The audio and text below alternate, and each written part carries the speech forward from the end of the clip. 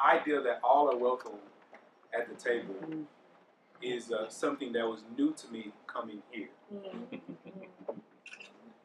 I remember growing up, and I didn't own a pair of white gloves, so I couldn't quite get to the table.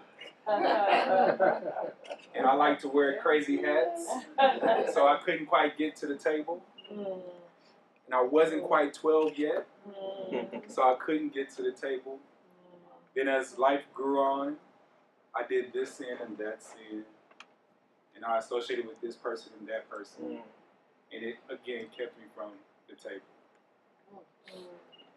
But here, Come on. you're welcome at the table. You're welcome at the matter of fact, look at somebody and say, hey, you're welcome at this table. About a year ago, I had a life-changing ministerial experience. I was at a convocation for the Chiquis Christian Church. If you have experienced our brothers and sisters who originate from the Chuk Island, it is a part of the Micronesian Islands. You can talk to Anderson. He can give you more, fill you more in on that. I know very little about it, but this is my first experience to be with about 500 Chiquis Christian Church members.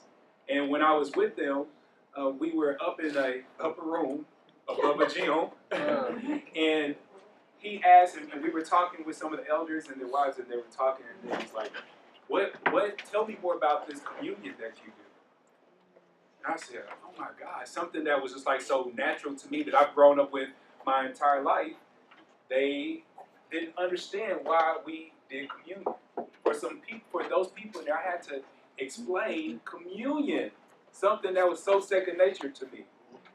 Funny enough, we had just eaten dinner, and they were having dessert and coffee. And for dessert, they brought these big hunks of sweet bread, and they were going to have coffee with their sweet bread.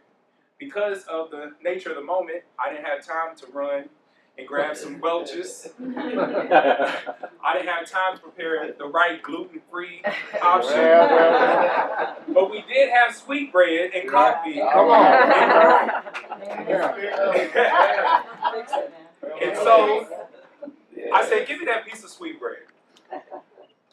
And I explained its symbolic relationship with our Christ and how his body was broken for us. Right. And I said, give me that coffee. Come on. And I explained its proverbial relationship with the blood that came streaming from our Savior. And for many of them, they had their very first communion, not with frail wafers, and not with fine wine, but with coffee and sweet bread. Amen.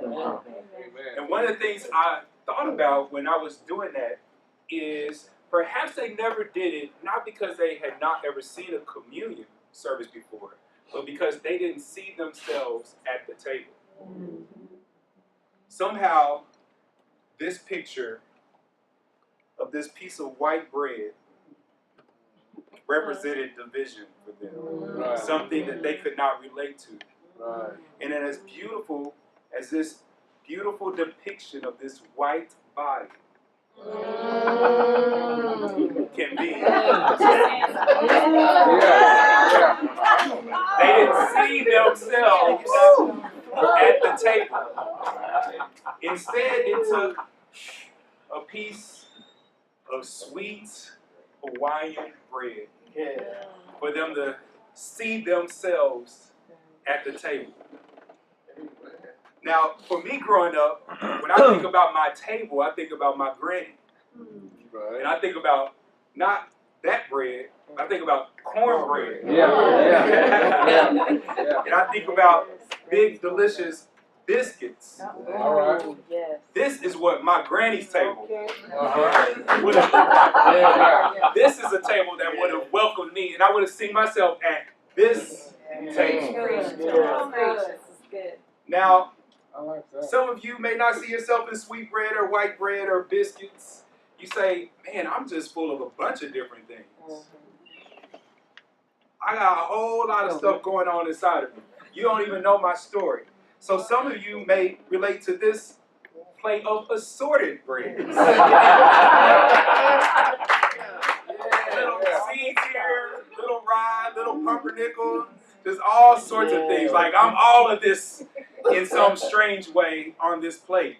And then some of you are so blessed because you've lived such a stainless life. You're such angels.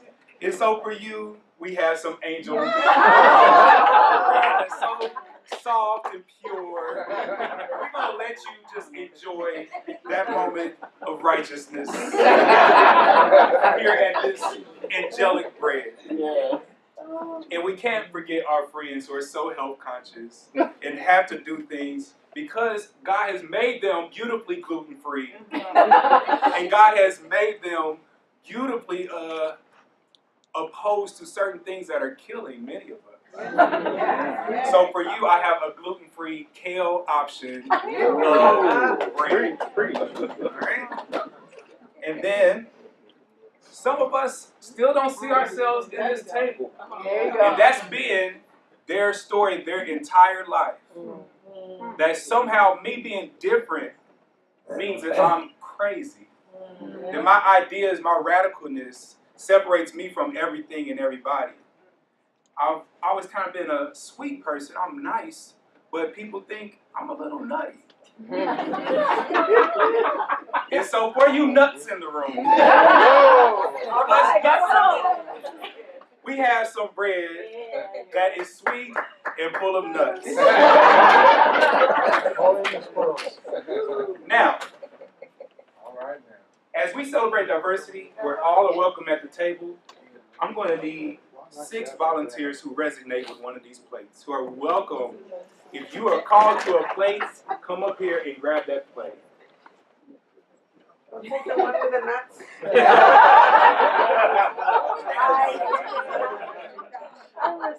We need some more. Nobody want my grandma's biscuits? Oh, you are a sweet angel and very much. All right. And I'm going to ask our lovely General Minister President if she would come and have this traditional bread that we often break. And I'm going to ask our president if he would come and grab the cup. I'm going to have to switch since you came this way, like that. Okay, you have the cup. And I'll need 2 persons who will come and grab the cup here. All right, very good. At my very best attempt, as at 11 o'clock at night when I was in the bread section of McTyer, looking for all the different types of bread who could represent the wealth of people and diversity in this room. Amen. I know I missed one of you, and I hope that I'm forgiven. But please find yourself amongst one of these breads, please. Now, because we are amongst clergy, I don't have to go into a long liturgy of what it means to be at this table and on the night Jesus was betrayed and all of that. We definitely understand that story. We've grown up with it. But what I want us to do is I want you to stand to your feet. We're going to come around the room, and you're going to partake of communion by intention, by coming to the table of bread that most represents you and most will give you that spiritual feeding that you need from Christ. And we're going to start by having a blessing of the elements, and I'm going to have Roberto bless the bread and the body for us, and then Reverend Terrell Owens to bless the wine. Let us pray.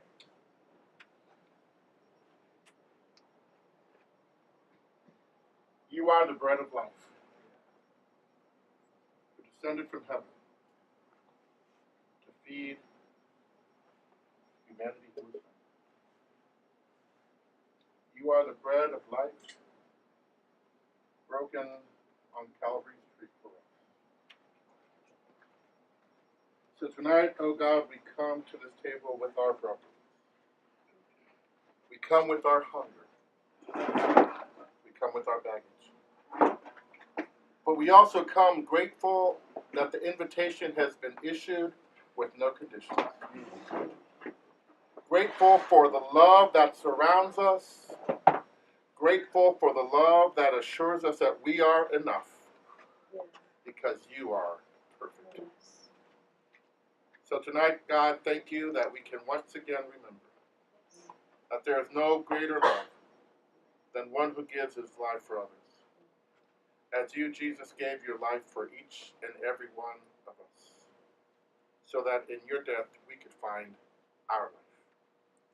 Allow us, as we partake of this bread, to be reminded that we are loved, that we are the apple of your eye, and that you have set a way for us, so that as we come from this table, we shall leave not the same way we came.